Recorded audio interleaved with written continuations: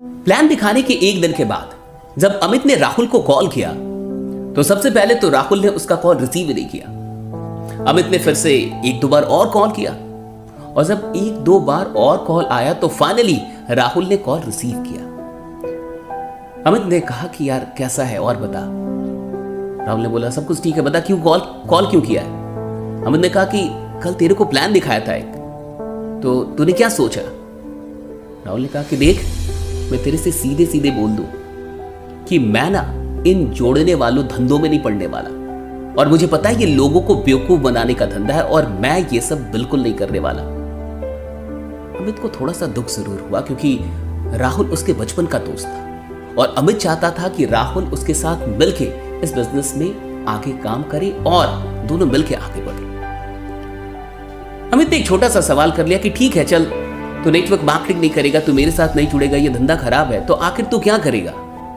राहुल ने कहा कि देख मैं शेयर मार्केट कर लूंगा, मैं पैसा कहीं से कमा लूंगा, लेकिन ये इतना छोटा काम है, ये इतना नीच काम है, लोगों को बेचना कुछ, ये मैं नहीं करने वाला, ये जोड़ने वाला काम मुझसे नहीं होगा।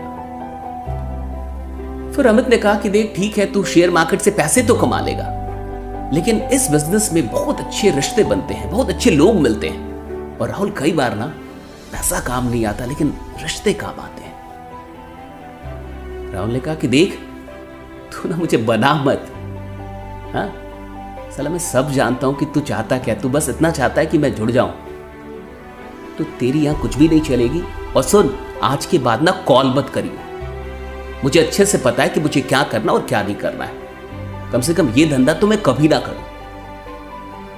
और तू लोगों की बात कर रहा है, नेटवर्किंग के लोग कितने स्वार्थी होते हैं ना, तू मुझे मत बता, और तुम सब लोग सिर्फ पैसों के लिए काम कर रहे हो। और इतना कह के राहुल ने फोन रख दिया। अमित को थोड़ा सा दुख जरूर हुआ क्योंकि अमित चाहता था कि राहुल उसके साथ आगे बढ़े, लेकिन फिर भी अमित के पास कोई ऑप्शन नहीं था। उसने उसको कॉल करना बंद कर दिया क्योंकि वो नहीं चाहता था कि जो दोस्ती है वो भी टूट जाए। और फाइनली अमित अपने काम में लग गया। लगभग 1-1.5 महीने के बाद एक दिन रात के 11:30-12 बजे के करीब राहुल का कॉल अमित के नंबर पे आया। अमित ने जैसे ही कॉल देखा वो समझ गया कि ये कॉल किस बारे में हो सकता है, क्योंकि इससे पहले भी राहुल ने उसे 1-2 बार कॉल किया था और वो कॉल तब करता था जब कोई वीडियो आती थी नेटवर्क मार्केटिंग के बारे में नेगेटिव, तो बड़े मजे लेता था कि देखा ये वीडियो देखी, देख ले एक बार जाके, देख ले इस चैनल पे, देख अच्छे से बाजार डाली है, अभी भी तू कर रहा है। तो अमित समझ गया कि फिर से कुछ ना कुछ यही मामला होगा, लेकिन फिर भी उसने कॉल रिसीव किया और जैसे ही कॉल रिसीव किया राहुल थोड़ा सा घबराया हुआ महसूस हुआ, मामला कुछ और था। राहुल की आवाज में एक गड़बड़ाहट थी और उसने कहा कि अमित सुन, अभी मैं इस हॉस्पिटल पे हूं और मेरी माँ को ब्लड की जरूरत है, मेरी माँ बीमार है और अचानक से अभी ब्लड चाहिए और हमें मिल नहीं रहा और ये बी नेगेटिव ब्लड है। अमित ने सीधे कहा कि देख तू जहां है तू जल्दी से मुझे एड्रेस भेज और तू टेंशन मत ले, हम 10 से 15 मिनट में वहां पे पहुंच जाएंगे।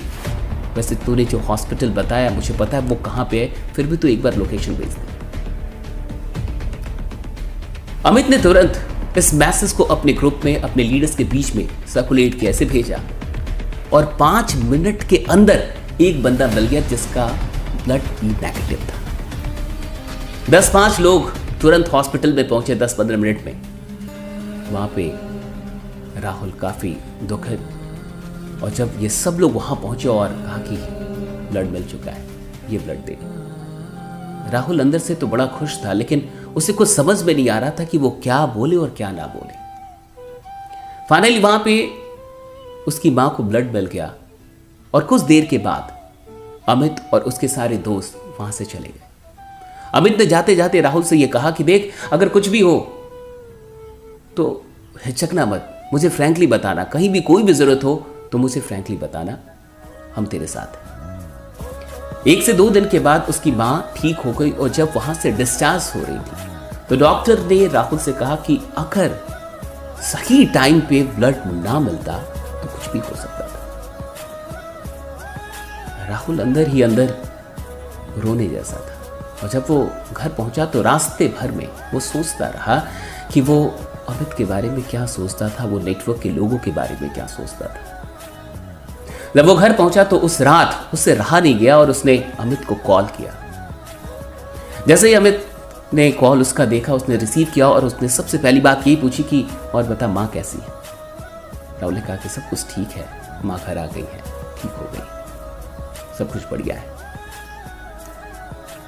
राहुल को कुछ समझ में ना आया, फिर भी राहुल ने कहा कि देख सब कुछ तो ठीक है लेकिन बस एक चीज ठीक नहीं है। अमित ने कहा क्या क्या प्रॉब्लम बता। क्योंकि तूने मुझे अभी तक जोड़ा नहीं। यार क्या फालतू की बात कर रहा है, तुझे ये काम नहीं कर रहा है। और तू ये मत सोच कि हम लोग ब्लड इसलिए देने गए थे या सहायता हम लोगों ने इसलिए की कि हम चाहते हैं कि तेरी जुआनी हो जाए, ऐसा बिल्कुल नहीं है। राहुल ने कहा कि क्या यार, ऐसा मत सोच कि मैं जिंदगी भर नेगेटिव ही रहूंगा। हाँ, मुझे लगता था कि नेटवर्क के लोग सब स्वार्थी होते हैं, और ये मत समझ कि अगर मैं नेगेटिव था तो मैं पॉजिटिव नहीं हो सकता। और अभी तक तूने पॉजिटिव लोगों को टीम बनाते हुए देखा है, अभी तूने नेगेटिव लोगों को टीम बनाते हुए नहीं देखा। ये वो राहुल नहीं है। मुझे जोड़ ले यार, मैं भी चाहता हूँ इस परिवार का हिस्सा बनना, मैं भी चाहता हूँ ऐसे लोगों के साथ रहना। और सुन, मैं दिखाऊंगा कि टीम कैसे बनती है। ये सारी चीजें हो गई और वाकई फिर राहुल अमित के साथ जुड़ा, और आगे क्या हुआ ये तो कभी और। लेकिन ये कहानी आपको कैसी लगी, ये घटना आपको कैसी लगी, मुझे कमेंट करके ज़रूर बताइएगा। और मैं आपसे कहना चाहूँगा, अगर आप नेटवर्क मार्केटिंग से नहीं जुड़े हैं तो एक बात हमेशा याद रखिएगा कि नेटवर्कर स्वार्थी नहीं होते। अगर यहाँ पे पैसों की बात होती है तो इसका ये मतलब नहीं है कि ये सिर्फ पैसों के लिए काम कर रहे हैं। नेटवर्क मार्केटिंग में आपको जीवन के बेहतरीन रिश्ते मिलते हैं, कुछ ऐसे रिश्ते जो खून के रिश्तों से भी बड़े होते हैं। और जिन लोगों को भी ऐसा एहसास है, प्लीज़ आप कमेंट करके ज़रूर बताइएगा। और इस कहानी को, इस वीडियो को सिर्फ अपने तक मत रखिएगा, और भी लोगों तक पहुंचाइए।